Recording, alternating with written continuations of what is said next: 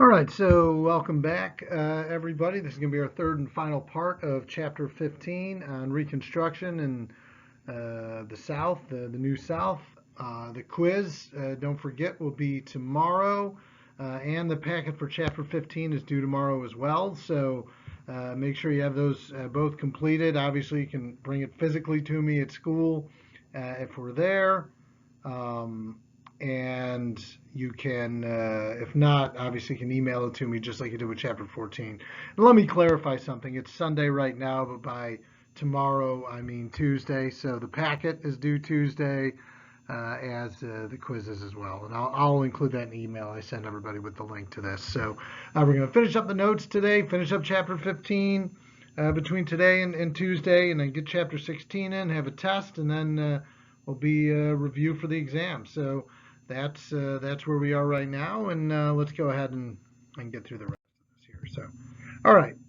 So today we're going to kind of focus on the end of Reconstruction, the abandonment of Reconstruction, meaning how Reconstruction comes to an end and the failures that are kind of involved with that.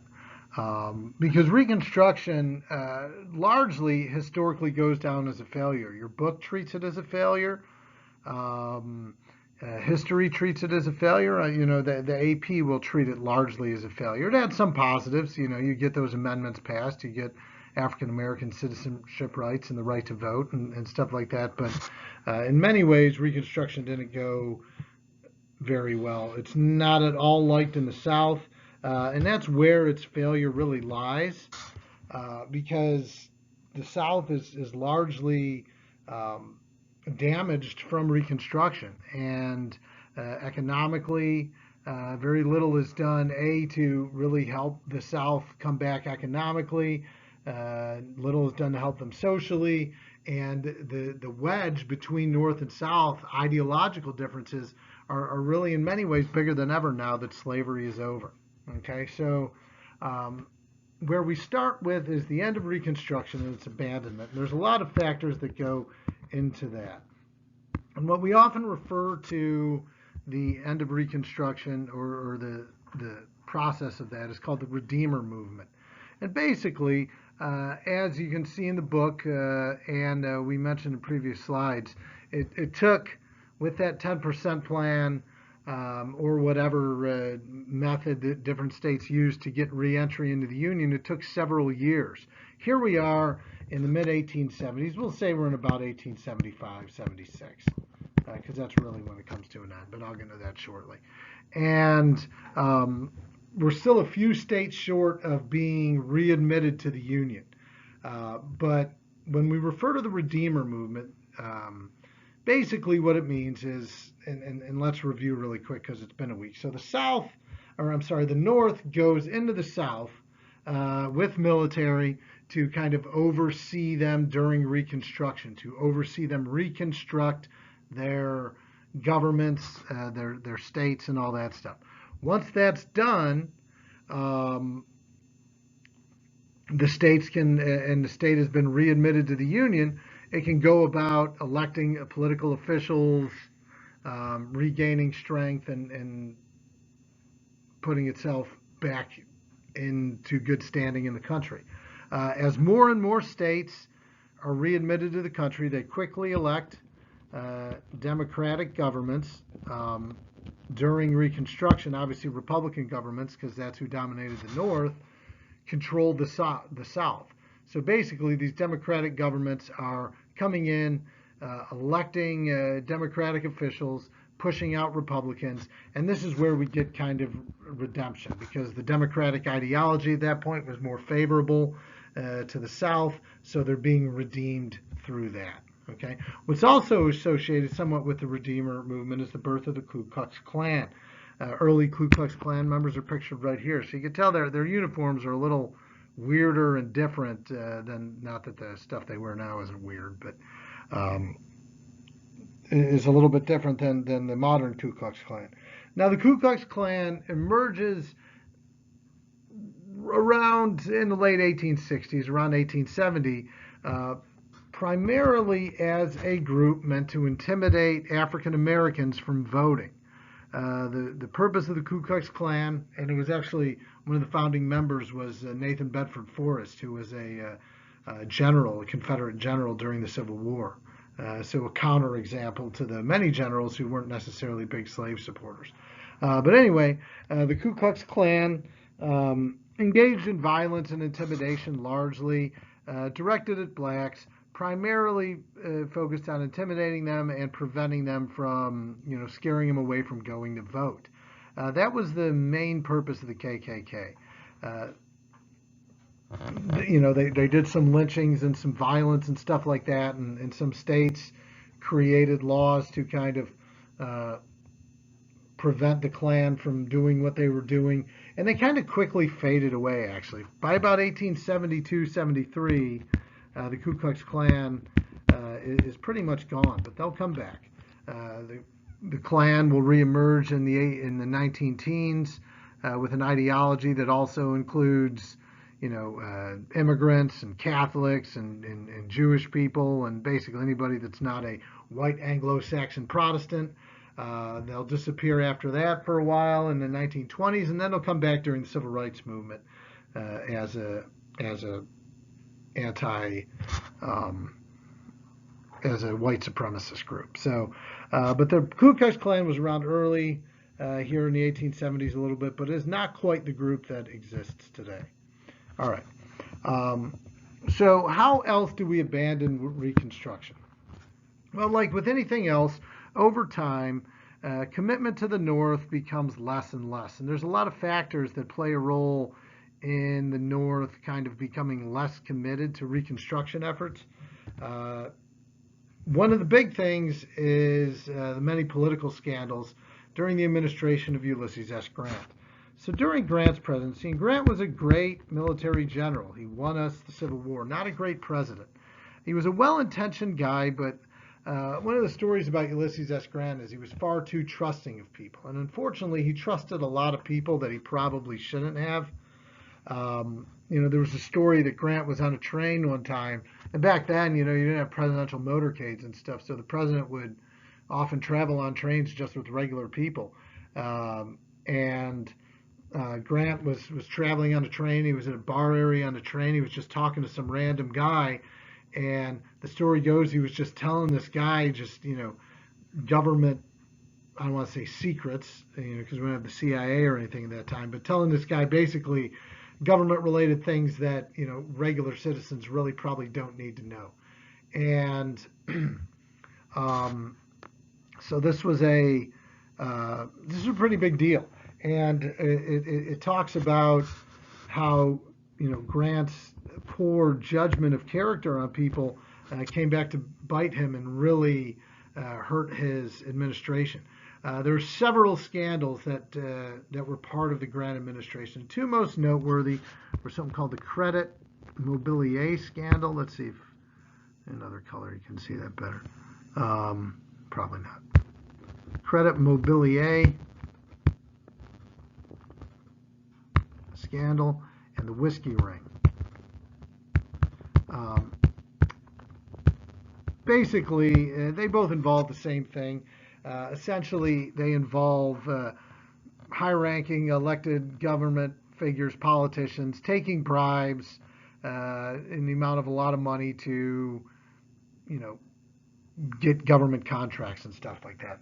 In the Credit Mobilier scandal, the Credit Mobilier company was a company that was formed to build the Transcontinental Railroad part of it.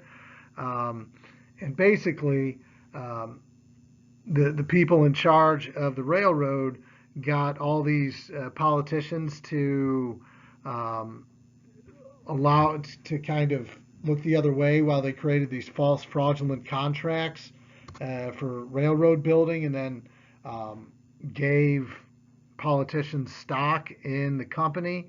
So as the company grew, they would get stock, which was basically fraudulent, and that, of course, is illegal.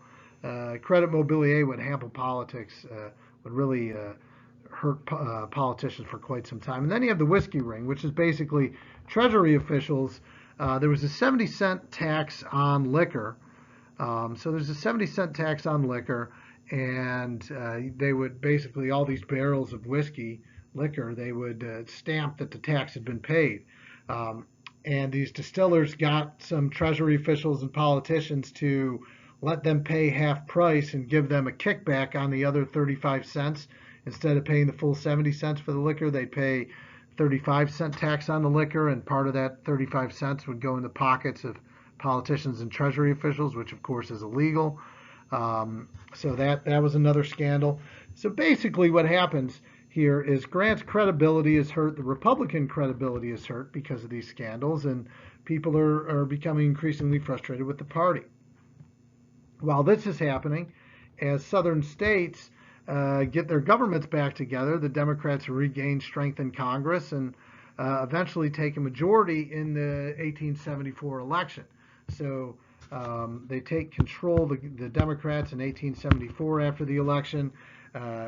Northerners and then some frustrated Southerners, or I'm sorry, mostly obviously Southerners win Democratic seats, and then some a little bit in the North too, because people are increasingly frustrated with kind of the scandals of the Grant administration.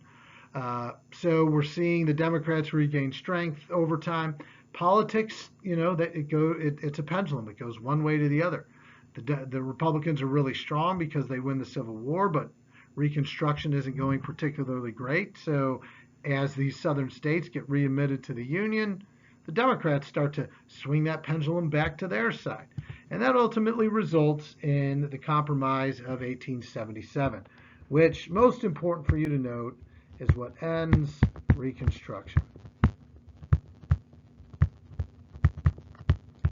So how does this happen? All right. So you have the election in 1876. It's a famous election between the Democrat Samuel Tilden and a Republican from Ohio, Rutherford B. Hayes. And the election's disputed because it's actually really, really close. Back then, you needed 185 electoral votes to win. Tilden had 184, but then there were 20 electoral votes in three or four states that were kind of disputed. But Hayes could win all 20 of them and win the election, so they weren't ready to call the election yet. You see, this election, contrary to what some have said, is not the first time that we've had doubts and questions about the validity of a election. But whatever, it's a story for another time. So the election is disputed, so they basically set up a special electoral commission of 5 Republicans, 5 Democrats, and 5 members of the Supreme Court that were going to vote and determine who wins the election. And ultimately, they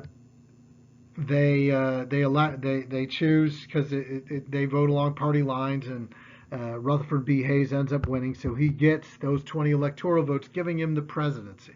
Okay, so Hayes is elected. Hayes is determined the winner. Even though Tilden won the popular vote by 300,000 votes, which is only the 4th time, or now that's happened 4 times in our country's history, and this was the 2nd time, kind of, that the winner of the popular vote doesn't win the presidency. The first time was with Andrew Jackson in 1824, and that led to the corrupt bargain.